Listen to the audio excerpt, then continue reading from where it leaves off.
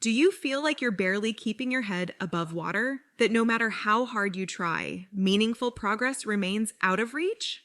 Heather gets that. She battled an eating disorder for years before seeking help. Now in recovery, Heather is here to tell you that positive change is possible even when it doesn't feel that way. Join her as she shares openly about her struggles and small triumphs. Fair warning though, Heather doesn't hold back. Her candid story may trigger some. But for those wanting honesty, hope, and healing, this is 1% Better with Heather. The information and stories shared on 1% Better are based on host Heather's personal experiences with eating disorders and mental health challenges. Heather is not a licensed doctor, therapist, dietitian, or other health professional. Her advice and opinions should not be taken as professional medical advice. Please consult your physician or a qualified health provider regarding any medical or health-related issues. 1% Better also contains descriptions of eating disorders that may be triggering for some listeners. Discretion is advised.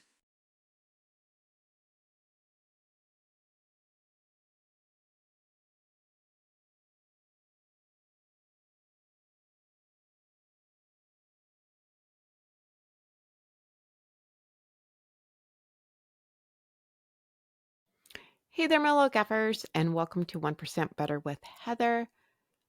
This episode, I'm going to talk about how my eating disorder affected my one child, my oldest son. When I was in the hospital, my kids were on vacation with their dad. Thank God, because I did not want them to see me like this. They already saw me go through a horrible divorce, which is its own podcast. Trust me, you wouldn't believe my life, and walked through the pits of hell once and got myself out of it by myself, as I do, because I'm Heather. Nothing keeps me down. I can conquer anything. However, this eating disorder was way out of my realm, so to speak. I was still hooked up to the feeding tube, and I remember talking to my doctor saying, listen, I have children. I need to go home. They're coming off vacation with their dad. I need to go be a mom. I need to get the hell out of here. And she looked at me and said, yeah, good luck with that. You're not leaving. This was a shovel to the face because I could always get myself out of anything. And I have a lot of good stories for this reason. Am I sort of like my own worst enemy? Yeah, but great stories. However, this time, no bueno. And I remember talking to the eating dietitian that came in.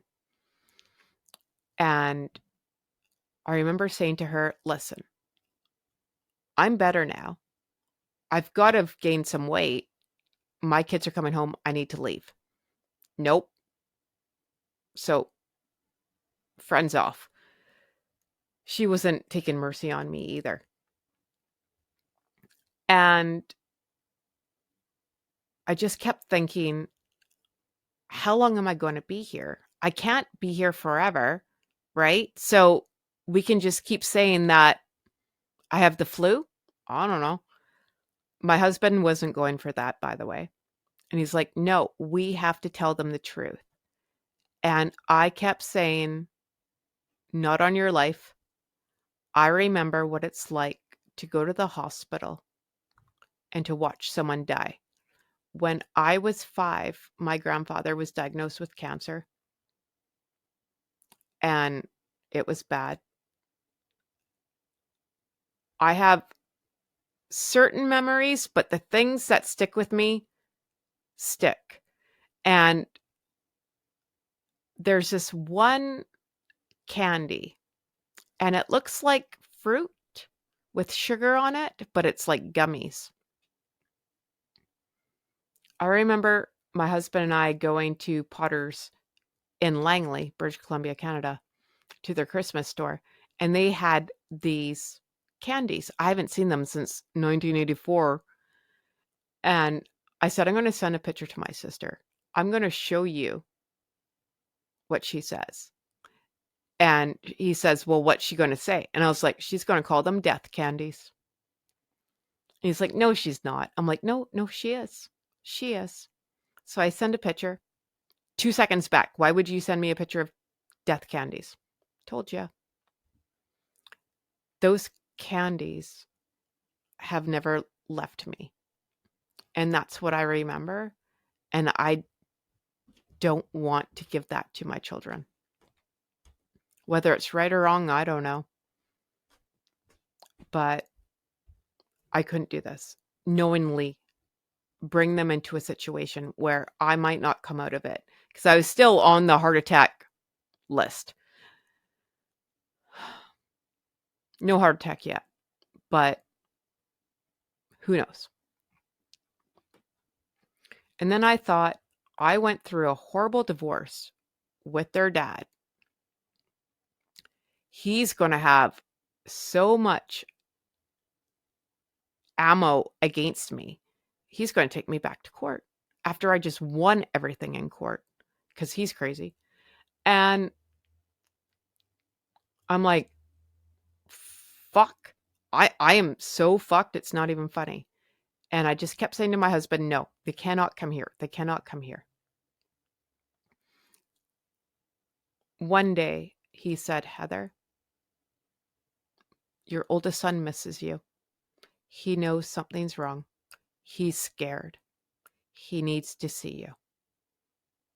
I'm like, I can't do this to them with my feeding tube and I'm hooked up to everything. I can't do it. And he's like, you have to. So that day, my doctor, I asked her, I'm like, can I go downstairs to the cafeteria anywhere but this room? Because my roommate is got dementia and she's not having a great day. I'm like, can I just get out of here? I don't need my kids hearing this stuff too, right? It's bad enough they're going to see their mom like this. And she's like, yeah, no problem. Just plug your, I call him Freddie Mercury, my feeding tube with the machine, right? I had to name him something. And in Children's Hospital, where my stepdaughter was, who had leukemia, my husband told me the doctors told all the patients to name all their apparatuses, so to speak, so it wasn't so scary. So Freddie Mercury, it is. So Freddie Mercury comes downstairs with me. I plug him in. And we sit downstairs and we go to the cafeteria and I get my kids pizza and I'm trying to, everything's fine. See, mommy's fine. My youngest son really didn't get it, but my older son's not. He knows, right? He knows. My eating disorder before that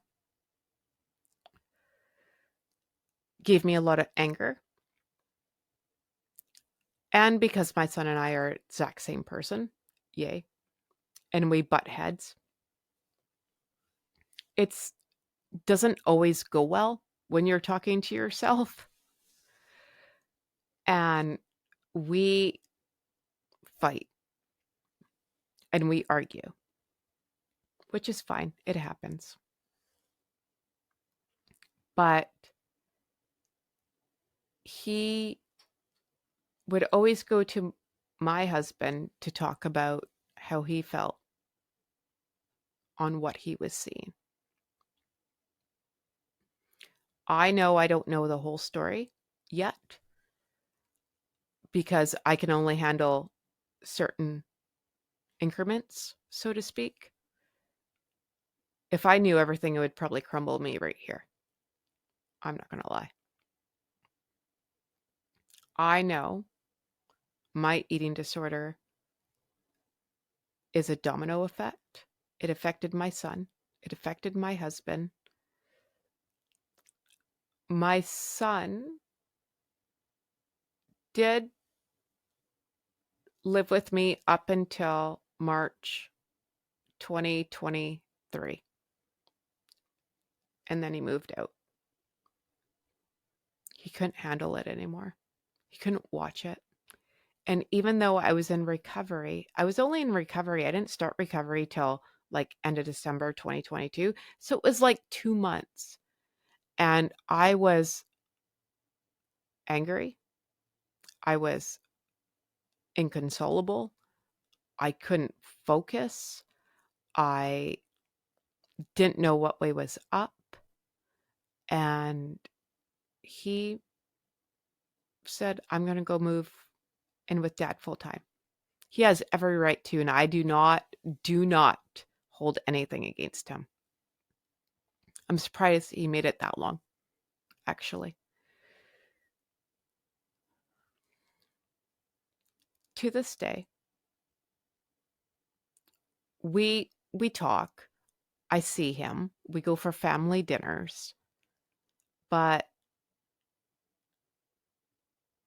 he has a lot of hurt to process that I caused, and I know it.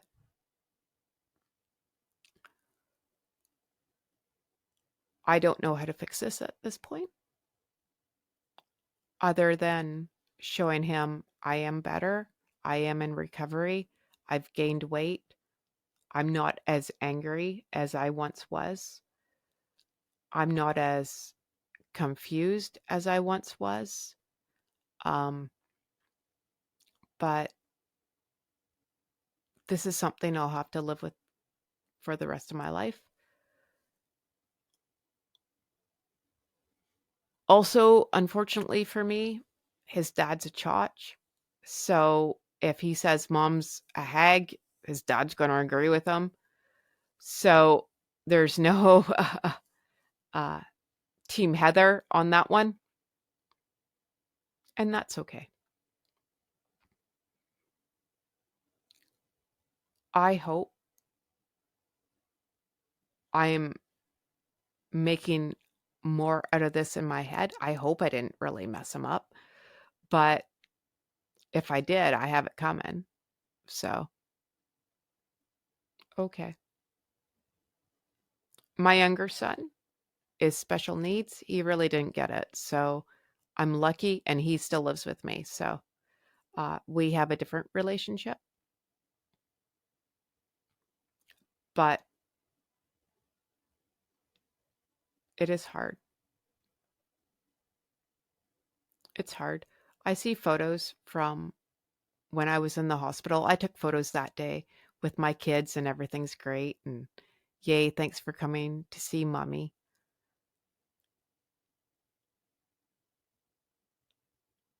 I tried really hard that day to make it like Disneyland and introduce them to people that I met in the hospital and the Tim Hortons workers and the cafeteria workers. And I was like, see, everything's fine. I'm like Surrey Memorial spokesperson. Denial's a fun place to be sometimes. So I don't really know. I haven't really asked, to be honest. He does get excited when I go to family dinners and eat with the family. He does say to me, I'm so happy to see you eating. So that makes me feel good because he can see the progress. But I don't know. It's just guilt I'll have to live with, I guess.